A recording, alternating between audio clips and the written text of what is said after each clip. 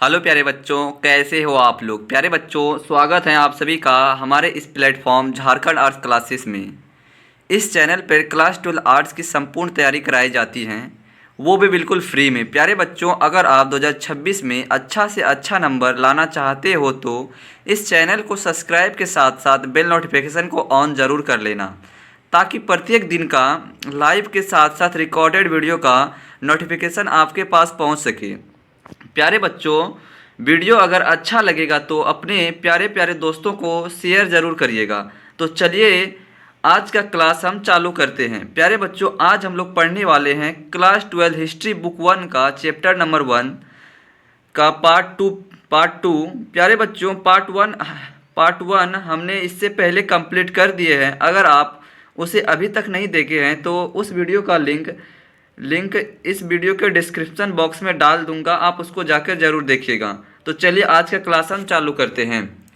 तो प्यारे बच्चों, पार्ट 1 हमने यहाँ तक कंप्लीट कर लिए थे, तो पार्ट 2 वीडियो में हम सबका यहाँ से चालू होगा, देख लेते हैं, उसके बाद ही हम सब चालू करेंगे। तो पार्ट 2 हम सबका कहाँ से चालू होगा ये पढ़ लिए थे, जल निकास प्रणाली। हाँ, पार्ट 2 यहाँ से चालू होगा। क्या है पार्ट 2 में, कहाँ से चालू होगा कि भवन निर्माण। हम सबका पार्ट 2 यही है, भवन निर्माण। तो देखते हैं क्या बोल रहा है कि भवन निर्माण। मोहनजोदड़ो में सफाई का विशेष ध्यान रखा जाता था। सफाई का विशेष ध्यान रखा जाता था। आंगन के चारों तरफ से आंगन के चारों तरफ कमरे का निर्माण किया जाता था। प्रत्येक घर की दीवार के बाहर एक नाली अवश्य होती थी। क्या होती थी? प्रत्येक घर के सामने या बाहर एक नाली जरूर होना चाहिए, ये भी वहाँ का नियम था। हर घर में बड़े बड़े आंगन होते थे। क्या होते थे? हर घर में बड़े बड़े आंगन होते थे। हर घर में पक्की ईंटों का बना हुआ स्नानागार होता था। क्या होता था? पक्की ईंटों का बना हुआ स्नानागार होता था। घरों के अंदर कुएं का निर्माण किया जाता था। कहाँ पे कुएं का निर्माण किया जाता था? घरों के अंदर। पानी की निकासी के लिए हर घर में नालियों का प्रबंधन किया गया था। क्या किया गया था? पानी की निकासी के लिए प्रत्येक घर में नल का प्रबंधन किया गया था। इस आंगन का उपयोग खाना पकाने एवं अन्य कार्यों के लिए किया जाता था। किसके लिए किया जाता था? खाना पकाने एवं अन्य कार्यों के लिए किया जाता था। निचले कमरे में खिड़कियां नहीं होती थी और दरवाजे आंगन की तरफ खुलते थे। कहाँ खिड़कियां नहीं होती थी? निचले कमरे में खिड़कियां नहीं होती थी और दरवाजे आंगन की तरफ खुलते थे। किधर? आंगन की तरफ खुलते थे। स्नानागार की नालियाँ बाहर नालियों से जुड़ी होती थी। कहाँ से जुड़ी होती थी? स्नानागार की नालियाँ बाहर गलियों के नलियों से जुड़ी होती थी। इस घरों में सीढ़ियाँ भी मिली हैं, जिससे यह स्पष्ट होता है कि वहाँ मकान 2 मंजिले के भी होते थे। क्या होते थे? 2 मंजिले के वहाँ मकान भी होते थे। आगे देखिए, आगे क्या बोल रहा है कि अकेले मोहनजोदड़ो में ही लगभग 700 अलग अलग कुएं प्राप्त हुए हैं। क्या हुए हैं? 700 अलग अलग कुएं प्राप्त हुए हैं। कहाँ पे? अकेले मोहनजोदड़ो में। ये क्वेश्चन बन सकता है कि मोहनजोदड़ो में कितने कुएं प्राप्त हुए हैं, तो अकेले मोहनजोदड़ो में कितने कुएं प्राप्त हुए? 700। तो ये आप देख लीजिएगा। अगला टॉपिक देखते हैं क्या बोल रहे हैं कि अगला टॉपिक बोल रहा है कि अन्य विशेषताएं क्या थी वहाँ की हड़प्पा सभ्यता की, तो वो भी देख लेते हैं। यात्रियों के लिए सराय का निर्माण किया गया था। किसका? सराय का निर्माण यात्रियों के लिए किया गया था। बर्तन पकाने की भट्टी को शहर से बाहर बनाया जाता था। कहाँ बनाया जाता था? शहर से बाहर, ताकि शहर में प्रदूषण ना हो। गलियों का निर्माण इस तरीके से किया गया था ताकि सूर्य की रोशनी को कोने कोने तक जा सके। क्या जा सके? सूर्य की रोशनी कोने कोने तक जा सके। गलियों का इस तरह निर्माण किया गया था। तारों को रात को सुरक्षा के लिए पहरेदार तैनात किए जाते थे। क्या किए जाते थे? पहरेदार सुरक्षा के लिए तैनात किए जाते थे। कूड़े को नगर से बाहर गड्ढे में दबा दिया जाता था। तो ये था इसका टॉपिक का थी डेफिनेशन, अन्य विशेषताएं, यही था। अगला टॉपिक देखते हैं सामाजिक भिन्नता। सामाजिक भिन्नता क्या क्या थी, क्या बोला सामाजिक भिन्नता। हड़प्पा समाज में भिन्नता की जानकारी हमें सावधान एवं विलासित की वस्तुओं से मिलती है। क्या कहाँ से मिलती है? सावधान एवं विलासित की वस्तुओं से मिलता है। आगे देखिए सावधान क्या था, इसके बारे में जानिए पहले। यहाँ पर आंतरिक संस्कार व्यक्ति को दफनाकर किया जाता था। पाई गई कब्रों की बनावट एक दूसरों से अलग अलग है। कई कब्रों में ईंट की चिकनाई की गई है, जबकि कई कब्रें सामान्य हैं। यही था आपका क्या, सावधान। और आगे भी क्या बोल रहे हैं, आगे देख लीजिए। कब्रों में व्यक्ति के साथ साथ मिट्टी के बर्तन और आभूषण भी दफना दिया जाते थे, क्योंकि शायद हड़प्पा के लोग पुनर्जन्म में विश्वास करते थे। ये क्वेश्चन आपको पूछ सकता है कि हड़प्पा के लोग किस पर विश्वास करते थे, तो पुनर्जन्म पर विश्वास करते थे। किस पर? पुनर्जन्म पर। ये आप नोट कर लीजिएगा। कब्रों में से तांबे के दर्पण, मनके और आभूषण आदि भी मिले हैं।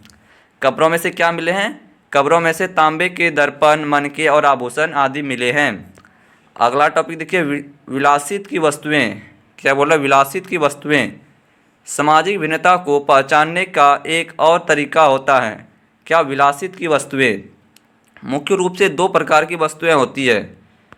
कौन कौन सी होती हैं देख लेते हैं। रोज़मर्रा के प्रयोग की जाने वाली वस्तुएं, जैसे कि चकिया, मिट्टी के बर्तन, सुई, सामान्य औजार आदि। इन्हें पत्थर या मिट्टी जैसे सामान्य पदार्थों से बनाया जाता था और यह आसानी से उपलब्ध थी। क्या थी? आसानी से उपलब्ध थी। आगे देखिए विलासित की वस्तुएं यह वह वस्तुएं हैं जो आसानी से उपलब्ध नहीं थी, अर्थात कम मात्रा में मिली हैं। ऐसे वस्तु हैं जो महंगी या दुर्लभ हो, उन्हें कीमती माना जाता है, जैसे कि फायांस के पात्र, स्वर्ण भूषण, फायांस के पात्र और भी हैं। देख लीजिए हड़प्पा सभ्यता के मुख्य स्थल लोथल गुजरात, कालीबंगा राजस्थान, नागेश्वर गुजरात, धोलावीरा गुजरात। ये क्वेश्चन इस तरह पूछ सकता है कि गुजरात कहाँ पे है, लोथल कहाँ है? गुजरात में। कालीबंगा राजस्थान में, नागेश्वर गुजरात में है और धोलावीरा कहाँ है? गुजरात में। आप इसको नोट कर लीजिएगा, ये आपके एग्जाम में ज़रूर पूछता है ये सब। आगे देखिए शिल्पाकार। क्या बोल रहा है? शिल्पाकार के अंदर आभूषण, मूर्तियाँ, औजार बनाना आदि को शामिल किया जाता है। क्या? मूर्तियाँ, औजार बनाना आदि को शामिल किया जाता है। हड़प्पा के मुख्य रूप से मनके, मुहर, बाट, मनके बनाए जाते थे। शंख की कटाई की जाती थी और धातु कार्य किए जाते थे। क्या किए जाते थे? धातु कार्य किए जाते थे। आगे बोल रहा है कि हड़प्पा सभ्यता का मुख्य शिल्प उत्पादन केंद्र चानुदाड़ो, लोथल और धौलावीरा के छेद करने का सामान मिला है। धौलावीरा में छेद करने का सामान भी मिला है। कहाँ पे मिला है? हड़प्पा सभ्यता में मिला है। आगे देखिए मुहर और मुद्रांकन का प्रयोग भेजी गई वस्तुओं की सुरक्षा के लिए किया जाता था। किसके लिए? भेजी गई वस्तुओं के सुरक्षा के लिए किया जाता था। उदाहरण के लिए अगर कोई सामान एक थैले में डालकर कहीं दूर भेजा गया तो उसके मुंह को रस्सी से बांध दिया जाता था और उस रस्सी पर गीली मिट्टी लगाकर उस पर मुहर की छाप लगा दी थी। किसके? मुहर कर गीली मिट्टी की लेप देते थे उसी पर। आगे देखिए अगर उस मुहर की छाप में कोई परिवर्तन आए तो यह सामान के साथ छेड़छाड़ को दर्शाता था। किसको? छेड़छाड़ को दर्शाता था। उस मुहर के साथ अगर कोई छेड़छाड़ का निशान रहता है तो साथ ही साथ से भेजे जाने वाले की पहचान का पता भी चलता था। आगे देखिए बाट क्या था वो देख लेते हैं। बाट चार्ट नामक पत्थर से बनाए जाते थे। किससे? चार्ट नामक पत्थर से बनाए जाते थे। इनका प्रयोग आभूषण और मनके को तोलने के लिए किया जाता था। किसको? आभूषण या मनके को तोलने के लिए किया जाता था। आगे देखिए मनके। मनके क्या है? मनकों को कार्नेलिया, लाल रंग का सुंदर पत्थर, जिप्सम, सेलखड़ी आदि से बनाया जाता था। किससे? जिप्सम, सेलखड़ी आदि से बनाया जाता था। धातु सोना, तांबा, कांसा, शंख, फ्रांस, पक्की मिट्टी। कुछ मनकों को दो या दो से अधिक पदार्थों को आपस में मिलाकर भी बनाया जाता था। क्या? धातु। आगे देखिए मनकों का आकार क्या बोल रहा है? मनकों का आकार छपराकार, गोलाकार, ढोलाकार आदि होता था। कैसे कैसे होता था? मनकों का आकार छपराकार होता था, गोलाकार होता था, ढोलाकार होता था, आदि होता था। ऊपर में चित्राकार द्वारा समाज वाट की जाती थी। कैसे? ऊपर में चित्राकार द्वारा समाज वाट की जाती थी। पत्थर के प्रकार के अनुसार मनके बनाने की विधि में परिवर्तन आता था। किसके? पत्थर के प्रकार के अनुसार मनके बनाने की विधि में परिवर्तन आता था। और आगे क्या बोला है? सेलखड़ी। सेलखड़ी एक मुलायम पत्थर थी। क्या थी? सेलखड़ी एक मुलायम पत्थर थी जिसे आसानी से उपयोग में लाया जाता था। किस में लाया जाता था? आसानी से उपयोग में लाया जाता था। कई जगह पर सेलखड़ी में चूर्ण को सांचे में डालकर भी मनके बनाए गए हैं। किसमें? चूर्ण को सांचे में डालकर भी मनके बनाए गए हैं। मनके बनाने के लिए घिसाई, पॉलिश और छेद करने की प्रक्रिया होती थी। किसकी होती थी प्रक्रिया? घिसाई की होती थी, पॉलिश और छेद करने की प्रक्रिया होती थी मनके को बनाने के लिए। उत्पादन केंद्र की पहचान कैसे हुई वो देख लेते हैं कि उत्पादन केंद्र की पहचान कैसे हुई। बचा हुआ कच्चा माल, त्यागी हुई वस्तुएं, कूड़ा करकट इत्यादि उत्पादन केंद्र की पहचान होती है। क्या होती है? उत्पादन केंद्र की पहचान होती है। जिस जगह पर औजार ज़्यादा मात्रा में पाए जाते हैं उन्हें ही उत्पादन केंद्र माना जाता है। उत्पादन केंद्र किसको माना जाता है? जिस जगह पर औजार ज़्यादा मात्रा में पाए जाते हैं उसे ही उत्पादन केंद्र माना जाता है।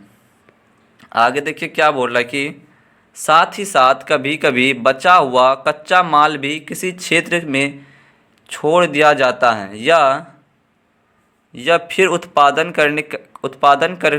करने के बाद बचे हुए अवशोषण से भी उत्पादन केंद्र ज्ञात होते हैं।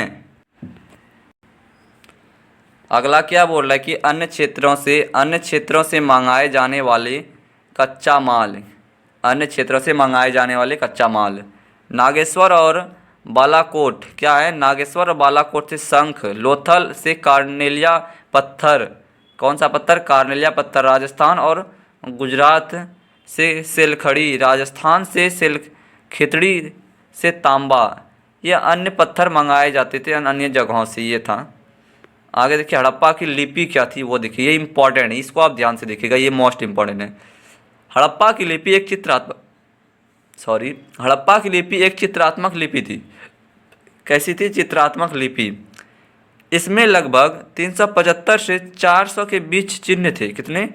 375 से 400 के बीच चिन्ह थे। इसे दाएं से बाएं लिखा जाता था। कैसे? दाएं से बाएं की ओर लिखा जाता था। इस लिपि को आज तक पढ़ा नहीं जा सका है। क्या हुआ है? इस लिपि को आज तक पढ़ा नहीं जा सका है, इसलिए इसे रहस्यमयी लिपि कहा जाता है। रहस्यमयी लिपि कहा जाता है। हड़प्पा संस्कृति के शासन किस प्रकार था वो भी देख लिया। हड़प्पा संस्कृति में शासन को लेकर 3 अलग अलग मत थे। कितने थे? 3 अलग अलग मत थे। देख लेते तीनों कौन कौन से मत थे। पहला मत क्या हो जाएगा? कुछ पुरातात्विक मानते हैं कि हड़प्पा समाज में शासक नहीं थे। कुछ पुरातात्विक जो खोज करता है ना वो सब मानते थे कि हड़प्पा सभ्यता में समाज में शासक नहीं थे। सभी की स्थिति सामान्य थी। कैसी थी? सभी की स्थिति सामान्य थी। दूसरा मत क्या मानता था? हड़प्पा सभ्यता में कोई एक शासन नहीं था। बल्कि एक से अधिक शासन था। क्या था? कोई एक शासन नहीं था बल्कि एक से अधिक शासन था। तीसरा मत क्या था? हड़प्पा एक राज्य था, क्योंकि इतने बड़े आकार में फैला फैला होने के बावजूद भी पूरे क्षेत्र में कई समानताएं थी, जैसे कि वस्तुएं। क्या थी? कई सामान्यताएं थी जैसे कि वस्तुएं। और आगे देखिए, धार्मिक समानताएं क्या थी? धार्मिक समानताएं, ऐसा माना जाता है कि हड़प्पा के लोग प्रकृति की पूजा करते थे। किसकी पूजा करते थे? प्रकृति की पूजा करते थे। कुछ मोहर में अनुष्ठान के दृश्य मिले हैं। किसमें मिले हैं? कुछ मोहरों में अनुष्ठान के दृश्य मिले हैं। मोहरों पर पेड़ पौधे को भी पाया जाता है। मोहरों मोहरों पर पेड़ पौधों को भी पाया जाता है। और आगे बोल रहा है कि आभूषणों से लदी हुई एक नारी की मूर्ति मिली है। आभूषणों से लदी हुई एक नारी की मूर्ति मिली है, जिसे मातृ देवी कहा जाता है। किससे क्या कहा जाता है? मातृ देवी कहा जाता है। कालीबंगा और लोथल जैसी क्षेत्रों में क्या बोल रहा है? काली और लोथल जैसी क्षेत्रों में विशाल स्नानागार मिले हैं, जो कि सामूहिक स्नान के लिए उपयोग किए जाते थे। कैसे किसके लिए उपयोग किए जाते थे? सामूहिक स्नान के लिए। कुछ मोहरों में एक व्यक्ति को योग्य मुद्रा में बैठे दिखाया गया है। कैसे? कुछ मोहरों में एक व्यक्ति को योग्य मुद्रा में बैठे हुए दिखाई दिया गया है। पत्थर के शब्दों को शिवलिंग के रूप में वर्गीकृत किया गया है। किसके रूप में? शिवलिंग के रूप में वर्गीकृत किया गया है पत्थर के शब्दों को। ऐसा माना जाता है कि यह हिंदू धर्म के मुख्य देवता शिव की और आराधना क्या करते थे? ऐसा माना जाता है कि यह हिंदू धर्म के मुख्य देवता शिव की आराधना क्या करते थे। तो ये था क्या? धार्मिक समानताएं। क्या था? ये सब। अगला टॉपिक देखिए क्या बोला? हड़प्पा सभ्यता का पतन। हड़प्पा सभ्यता का पतन कैसे हुआ वो देखिए। हड़प्पा सभ्यता का पतन देख लेते हैं। पहला क्या बोला? बाढ़ बोल रहा है। कई इतिहासकारों का मानना है कि हड़प्पा सभ्यता का पतन बाढ़ आने के कारण हुआ। किसके कारण हुआ? बाढ़ आने के कारण हड़प्पा सभ्यता का पतन हुआ। कहा जाता है कि हड़प्पा सभ्यता में बाढ़ आ गया और सभी लोग डूब के मर गए। क्या हुआ? कि कहा जाता है कि हड़प्पा सभ्यता में बाढ़ आ गया और सभी लोग डूबकर मर गए तथा इस सभ्यता का विनाश हो गया। इस प्रकार हम कह सकते हैं कि हड़प्पा सभ्यता के पतन का प्रमुख कारण बाढ़ है। क्या है? बाढ़ है। आगे महामारी। क्या है? महामारी। कई इतिहासकारों का मानना है कि हड़प्पा सभ्यता का पतन महामारी के कारण हुआ। किसके कारण हुआ? महामारी के कारण। महामारी होने के कारण यहाँ के सभी लोग बीमार हो गए और वहाँ के सभी लोग मर गए और इस सभ्यता का विनाश हो गया। इस प्रकार हम कह सकते हैं कि हड़प्पा सभ्यता का पतन का सबसे प्रमुख कारण महामारी है। क्या है? महामारी। हड़प्पा सभ्यता के पतन का प्रमुख कारण महामारी है। भूकंप भी माना जाता है हड़प्पा सभ्यता के कारणों से। भूकंप भी एक कारण है। भूकंप तथा भूस्खलन। कई इतिहासकारों का मानना है कि हड़प्पा सभ्यता का पतन भूकंप और भूस्खलन के कारण हुआ। भूकंप आने के कारण वहाँ के सभ्यता नीचे दब गई और इस सभ्यता का विनाश हो गया। इस प्रकार हम कह सकते हैं कि हड़प्पा सभ्यता के पतन का प्रमुख कारण भूकंप तथा भूस्खलन है। ऐसा हम जरूर कह सकते हैं। लास्ट था विदेशी आक्रमण। क्या था? विदेशी आक्रमण। कई इतिहासकारों का मानना है कि विदेशी आक्रमण के कारण भी हड़प्पा सभ्यता का पतन होने का एक प्रमुख कारण है। दूसरे देश ने हड़प्पा सभ्यता पर आक्रमण किया और इस सभ्यता का पतन हो गया। तो ये भी था विदेशी आक्रमण भी था, भूकंप था, भूस्खलन भी था, महामारी, बाढ़। हड़प्पा सभ्यता का पतन के ये 4 कारण था। आप इसको ध्यान से देख लीजिए। अब देखते कनिंघम का भ्रमण। कौन सा टॉपिक है? कनिंघम का भ्रमण। भारतीय पुरातत्व विभाग का पहला डायरेक्टर जनरल कनिंघम थे। कौन थे? General Cunningham. भारतीय पुरातत्व विभाग का पहला डायरेक्टर जनरल कनिंघम थे। इसको आप नोट कर लीजिएगा। कनिंघम की भूल ने क्या की थी कनिंघम ने, वो देख लेते हैं। उन्हें लगा कि हड़प्पा सभ्यता कोई बड़ी सभ्यता नहीं बल्कि छोटी सी सभ्यता है। क्या है?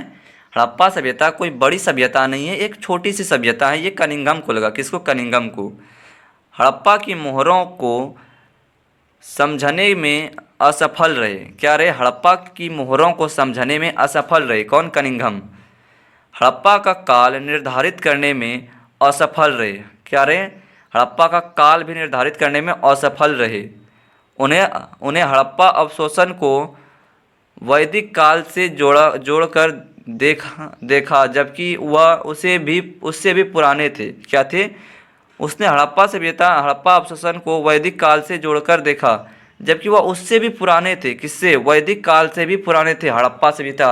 ये क्वेश्चन आपके एग्जाम में इस तरह पूछ सकता है कि वैदिक काल से भी पुराने कौन सी सभ्यता थे? तो ये थे कौन थे? हड़प्पा सभ्यता थे।